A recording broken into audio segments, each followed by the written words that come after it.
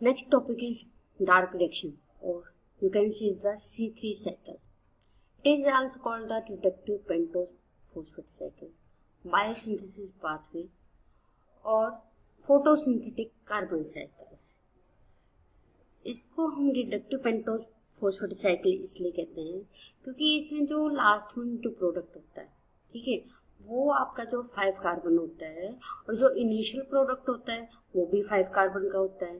तो 5 कार्बन का जो है ये रिड्यूस होता है, डिफरेंट फॉर्म में जाता है, ठीक है, रिजनरेट करते हैं डिफरेंट फॉर्म ऑफ कार्बन के, और लास्ट में जो आपका 5 कार्बन जो है आपका प्रोडक्ट बनता है। इसलिए इसको जो है रिडक्टिव पेंटोज फॉस्फेट साइकिल कहते हैं। इसमें जो होते हैं CO2 रिडक्शन होती है एंड फिक्सेशन होती है।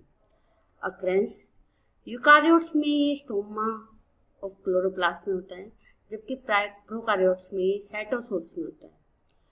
C3 साइकिल जो है Melvin kelvin and Andy Benson ने डिस्कवर की थी, जिसके लिए इसको प्राइज भी दिया गया था। इट प्रोड्यूस द कार्बोहाइड्रेट, यानी कि ये जो है आपका फ्रक्टोज जो होता है, फ्रक्टोज की फॉर्मेशन आपकी C3 साइकिल में होती है। इसका जो फर्स्ट ट्रिपल प्रोडक्ट होता है वो होता है G3P, that is the glyceraldehyde 3 phosphate, जो कि 3 कार्बन का कंपाउंड होता है। इसमें जो होता है 3 CO2 मॉलिक्यूल्स जो होते हैं आपके प्रोड्यूस होते हैं जब 1 मोल्स ऑफ द यूटिलाइज होते हैं, not produce. 3 moles of CO2 जो है आपके यूज्ड अप होते हैं और आपका 1 मोल ऑफ G3P का बनता है। When a dark adleaf transferred to light, carbon fixation rate is gradually increase। क्यों? क्योंकि जो एंजाइम की एक्टिविटी होती है लाइट के दौरान बढ़ जाती है। सेकेंड आपका जो होता है रिएक्शन इंटरमीडिएट, जो आपके इंटरमीडिएट बनते हैं रिएक्शन के दौरान, उनकी कंसंट्रेशन बढ़ जाती है। तो मोस्ट ऑफ द जो कार्बन एंटर होते हैं वो डिफरेंट मेटाबोलाइट्स फॉर्मेशन करने में हेल्पफुल होते हैं। तो as study rate 1 of the 6 molecules of 3P are used up in the metabolism and remaining molecules is regenerated। Phase of C3 cycle, इसके 3 फेज होते हैं। First one is the carboxylation, second one is the reduction, third one is the regeneration of RuBP. तो first one is the carboxylation. In carboxylation RuBP यानी कि ribulose bisphosphate in presence of the RuBisCO enzyme और CO2, ठीक है, formation करता है 3PG की, यानी 3 phosphoglycerate. Second reduction, in reduction 3 phosphoglycerate convert हो जाता है ग्लिसरॉल्डिहाइड 3 फॉस्फेट में। और थर्ड वन आपका आता है रीजनरेशन ऑफ रूबब। रीजनरेशन ऑफ रूबब में जो होता है आपका ग्लिसरॉल्डिहाइड 3 फॉस्फेट जो है फिर से 5 कार्बन रूबब में बन जाता है और आपकी ये रिएक्शन जो है रिपीटेड होती रहती है। तो इस साइकिल में आप देखोगे कि रूबब राइबोलोज 1,5 बाइफॉस्फेट जो होता है वो आपका यहाँ से रिएक्शन C3 शुरू हो जाती है, रूबिस्को की प्रेजेंट होती है। CO2 आपका CO2 वाटर जो यूटिलाइज किया जाता है, कार्बोक्सिलेशन होता है, 3 फॉस्फोग्लिसरेट बन जाता है। 3 फॉस्फोग्लिसरेट का जो रिडक्शन होता है, यहाँ पे एनर्जी जो आपकी यूटिलाइज होती है, ATP और NADPH जो आपकी यूटिलाइज हो जाती है, जो कि हमें कहाँ से मिलती है, that is the light reaction, ठीक है। तो लाइट रिएक्शन से जो हमें एनर्जी मिलती है वो यहाँ पे यूटिलाइज हो जाती है और आपका बनता है ग्लिसरॉल्डिहाइड 3 फॉस्फेट, जो कि आपके या तो स्टार्च बनाएगा या आपका सुक्रोज, यानी कि यहाँ से C3 साइकिल से निकलता है फ्रक्टोज, जो बाद में बना देता है सुक्रोज या स्टार्च में जो है बनता है। फिर ये जो है आपका ग्लिसरॉल्डिहाइड 3 फॉस्फेट ये रीजनरेट होता है डिफरेंट कंपाउंड में और अल्टीमेट जो कंपाउंड बनता है that is the rubisco 1,5 biphosphate. तो यहाँ पे जो आपकी रीजनरेशन में एनर्जी यूटिलाइज हो जाती है। देन नेक्स्ट वन आपका है that is the C3 cycle. जैसे कि हमने कहा कि पहला आपका जो है स्टेप आपका जो है कार्बोक्सिलेशन होता है, यानी कि आपकी जो है CO2 आपकी जो है यूटिलाइज हो जाती है। तो यहाँ रूबब जो आपका इनिशियल कंपाउंड होता है, रूबिस्को के एंजाइम के प्रेजेंट में आपका 3PJ बनता है। 3PG से बनता है 1,3-बाइफॉस्फोग्लिसरेट in the presence of enzyme kinase, और यहाँ पे जो है 6 मॉलिक्यूल्स ऑफ ATP जो आपके यूटिलाइज हो जाते हैं। 1,3-बाइफॉस्फोग्लिसरेट जो है आपका गैप में कन्वर्ट हो जाता है, ठीक है, यानी कि ग्लिसरल्डिहाइड फॉस्फेट। यहाँ पे जो है डिहाइड्रोजिनेज हो जाता है, यानी कि यहाँ पे हाइड्रोजन का रिमूवल हो जाता है और आपका जो है एनर्जी यूटिलाइज हो जाती है। आपका जो गैप है वो DHAP में कन्वर्ट हो सकता है। DHAP जो होता है डाइहाइड्रोक्सी एसीटोन होता है, ठीक है। तो ये यहाँ पे आइसोमरेज दोनों आपका गैप यानी कि ग्लिसरल्डिहाइड 3-फॉस्फेट और आपका डाइहाइड्रोक्सी एसीटोन जो होते हैं आइसोमर्स होते हैं, तो आइसोमरेज की फॉर्म में ये कन्वर्ट हो जाता है अपना। जब DHAP और गैप ये दोनों मिलते हैं और आपका बनाते हैं फ्रक्टोज 1,6-फॉस्फेट in the presence of enzyme trans aldolase.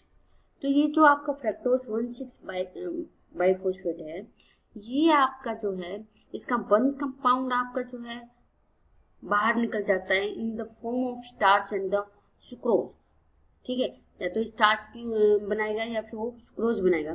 दूसरा आपका जो फ्रक्टोज जो है आपका ट्रांसकीटोलेज, ठीक है, ट्रांसकीटोलेज के थ्रू जाइलोलोज बाइफॉस्फेट में कन्वर्ट होता है, या गैप के साथ मिलके ये जो है एरिथ्रोस 4-फॉस्फेट जो कि आपका 4 कार्बन कंपाउंड होता है इसमें कन्वर्ट हो जाता है। DHAP और एरिथ्रोस मिलके जो है सुडोहेप्टुलोज 1,7-फॉस्फेट बनाते हैं जो कि 7 कार्बन कंपाउंड होता है। गैप के साथ मिलके इन प्रेजेंस ऑफ ट्रांसकीटोलेज एंजाइम ये या तो राइबोलोज 5-फॉस्फेट बनेगा या जाइलोज 5-फॉस्फेट बनेगा। जाइलोलोज 5-फॉस्फेट बनेगा तो ये भी जो आपका कन्वर्ट हो जाता है राइबोज 5-फॉस्फेट में। राइबोलोज बाइफॉस्फेट होता है तो एंजाइम आइसोमरेज की प्रेजेंस में ये भी जो है राइबोज 5-फॉस्फेट में कन्वर्ट हो जाता है।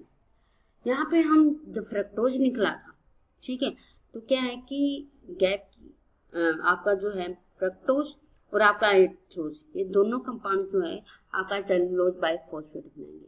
तो एपिमरेज की एंजाइम की प्रेजेंस में ये राइबोज बाइफॉस्फेट बना देंगे। फिर क्या होता है कि आपकी काइनेज की प्रेजेंस में फिर से आपका इनिशियल कंपाउंड रूपो बन जाता है, दैट इज द राइबोलोज बाइफॉस्फेट। यहाँ भी आपकी एनर्जी यूटिलाइज होती है। रिमेंबर दैट जो हमें ये सारी एनर्जी मिल रही है ATP या NADPH की फॉर्म में, ये सारी है एनर्जी हमें लाइट रिएक्शन से मिली है, ठीक है, जो कि आपकी C3 साइकिल में यूज हो रही है।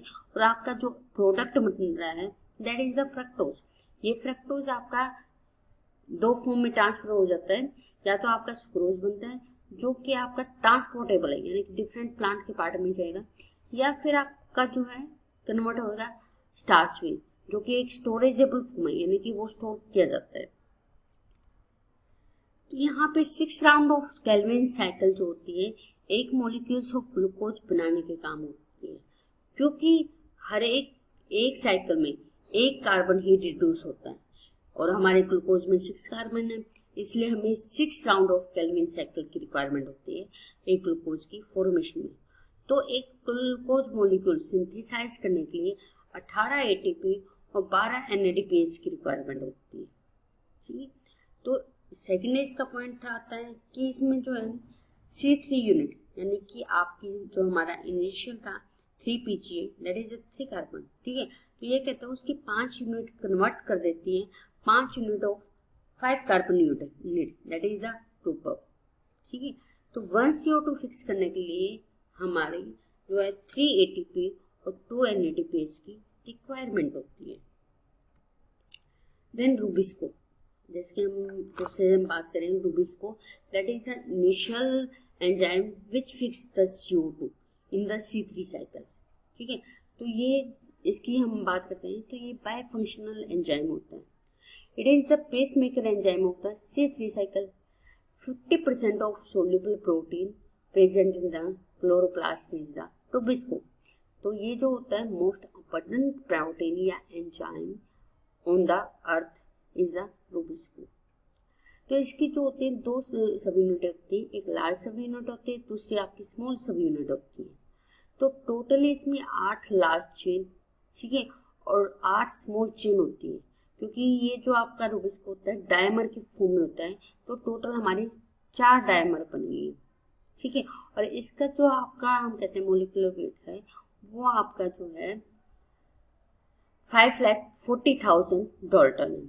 तो जब हम इसकी लार्ज यूनिट की बात करते हैं तो लार्ज यूनिट का साइज जो होता है 55,000 डाल्टन होता है। ये जो क्लोरोप्लास्ट जीनोम को इनकोड करते हैं और ये जो है बाइंडिंग, ये जो आपका डायमर फॉर्म करने में हेल्प करता है। जबकि स्मॉल यूनिट जो आपकी होती है वो 13,000 डाल्टन होती है और ये न्यूक्लियर जीनोम को इनकोड करती है। तो लार्ज यूनिट और स्मॉल सब यूनिट मिलके जो आपके डायमर फॉर्म करते हैं। Regulation of rubisco enzyme. Rubisco enzyme क्योंकि रूबिस्को बाइफंक्शनल होता है, यानी कि अगर CO2 की कंसंट्रेशन है तो ये CO2 को फिक्स करता है और C3 साइकिल बनाता है। लेकिन अगर ऑक्सीजन की अमाउंट ज्यादा है तो आपका कार्बोक्सिलेज की बजाय आपका ऑक्सीजनेज, क्योंकि इसके एंजाइम में भी है राइबोलोज बाइफॉस्फेट, ठीक है, कार्बोक्सिलेज ऑक्सीजनेज, लास्ट वाले सी से जो है कार्बोक्सिलेज, ओ से ऑक्सीजनेज, यानी कि दोनों फंक्शनल ये काम करा है। तो क्या कहता है कि जब CO2 की कंसंट्रेशन हाई है तो कार्बोक्सिलेज एक्टिवेट हो जाएगा और आपकी C3 साइकिल बनाएगी, और अगर आपकी लो है CO2 की कंसंट्रेशन तो ऑक्सीजनेज एक्टिवेट हो जाता है और वो फोटो रेस्पिरेशन परफॉर्म करता है। दूसरा आपका इसका कंपाउंड आता है मैग्नीशियम टोआयर। इसकी हाई कंसंट्रेशन चाहिए होती है आपके एंजाइम को एक्टिवेट करने के लिए। थर्ड आपका हाई पीएच, तो रूबिस्को जो होता है high pH that is the 8 पे जो होता है आपका एक्टिवेट होता है। Fourth is the natural sugar carboxyarabinitol 1-फॉस्फेट, जो आपका नेचुरल शुगर है ये रूबिस्को के साथ में जो है बाइंड करता है और ये जब रिमूव हो जाता है तो आपका रूबिस्को मॉर्निंग के टाइम में एक्टिवेट हो जाता है। तो rubisco is active only when gamma amino acid group of lysine react with the CO2 to form the carbamide, to which an magnesium ion is bounded. Magnesium ion जो आपका activate करता है, it involve the addition of activating CO2 to lysine in active site to form carbamate. Magnesium जो operate करता है वो आपका deprotonation करता है ऑफ द लाइसिन 210 रेजिड्यू, जिसके कारण क्या होता है कि लाइसिन रेजिड्यू जो होता है 120 डिग्री एंगल पे जो आपका रोटेट करता है और बनाता है ट्रांसफॉर्म आपको पता है that is the stable form, जिसके कारण जो आपके उनकी, ठीक है, डिस्टेंस जो है आपका between nitrogen of lysine and carbon of CO2 वो आपका डिक्रीज हो जाता है। तो जिसके कारण क्लोज प्रोक्सिमिटी होते हैं जो अलाउ करते हैं formation of coal and coal, और आपका जो है कार्बेट की फॉर्मेशन होती है, ठीक है। तो आपका क्या है कि जैसे लुमिनम मेथाइल है स्टोमा, ठीक है, तो यहाँ आयन मूवमेंट कर सकते हैं, तो आपका जो स्टोमा का पीएच है वो डिक्रीज हो, आपका जो है डिक्रीज है, तो पीएच यहाँ पे 7 to 8 है और मैग्नीशियम टू आयन की कंसंट्रेशन स्टोमा में ज्यादा है। तो ये दोनों ही फैक्टर जो है रूबिस्को को एक्टिवेट करने के काम आते हैं। Regulation of C3 cycle, it is control of dark and light reaction. C3 cycle strictly occur in the light, that is formation of reductive power as NADPH में। तो ये 2 वे से जो है रेगुलेट करते हैं। First regulation of enzyme involve in carboxylation, जिसके example अभी बताया था रूबिस्को, उसको रेगुलेट करें। दूसरा है regulation of enzyme involve in रूबक जनरेशन, रूबिस्को जनरेशन में जो एंजाइम होते हैं उनको हम कंट्रोल करें। तो इसमें जो की एंजाइम है that is the fructose bisphosphate, sedoheptulose bisphosphatase. ठीक, थर्ड आपका आता है कि पीएच को कंट्रोल करें, क्योंकि रूबिस्को को एक्टिवेट करने के लिए पीएच जो आपका 8 की जरूरत होती है, और दूसरा आपका मैग्नीशियम आयन की होती है। थायरोडिडोक्सिन्स ये इनहिबिट करता है फोस्फोफ्रक्टोकाइनेज, कपलिंग विद फेरोडोक्सिन्स ऑक्सीडाइज फॉर्म होती है और reduce form the activate C3 cycle. Starch and sucrose synthesis, जैसे कि कहा कि C3 साइकिल्स में जो हमारा फ्रक्टोज बनता है, ये फ्रक्टोज आगे जो है स्टार्च या सुक्रोज में जो आपका सिंथेसाइज हो जाता है। तो तो स्टार्च और सुक्रोज जो सिंथेसिस होते हैं हमारा डिपेंड करता है ये साइटोसोलिक पीआई कंसेंट्रेशन में। अगर साइटोसोलिक पीआई कंसेंट्रेशन आपकी लो होगी तो स्टार्च की सिंथेसिस होगी, और अगर हाई होगी तो सुक्रोज की सिंथेसिस होगी। तो इसमें जो प्रिकर्सर होता है आपका सिंथेसिस का, that is the triose phosphate cap. ठीक, कार्बन एलोकेशन क्या होती है? कार्बन एलोकेशन होती है conversion of photo assimilation to either sucrose और starch is called the carbon allocation. कहने का मतलब है कि जो लाइट का जो फोटो एसिमिलेशन हुआ यानी कि सुक्रोज, ठीक है, फ्रक्टोज, तो वो फ्रक्टोज आपका स्टार्च या शुगर में जो है कन्वर्ट होना, उसको आप बोलते हैं कार्बन एलोकेशन। डिफरेंस क्या है स्टार्च और सुक्रोज सिंथेसिस में? फर्स्ट वन आपका था कार्बन फॉर्म। तो स्टार्च सिंथेसिस यानी स्टार्च जो है एक स्टोरेबल फॉर्म है, जबकि सुक्रोज एक ट्रांसपोर्टेबल फॉर्म है।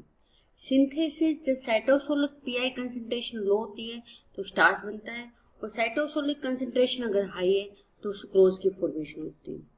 थर्ड वन आपका आता है फॉर्मेशन साइट। तो स्टार्च आपका क्लोरोप्लास्ट में बनता है, जबकि सुक्रोज आपका साइटोसोल्स में बनता है।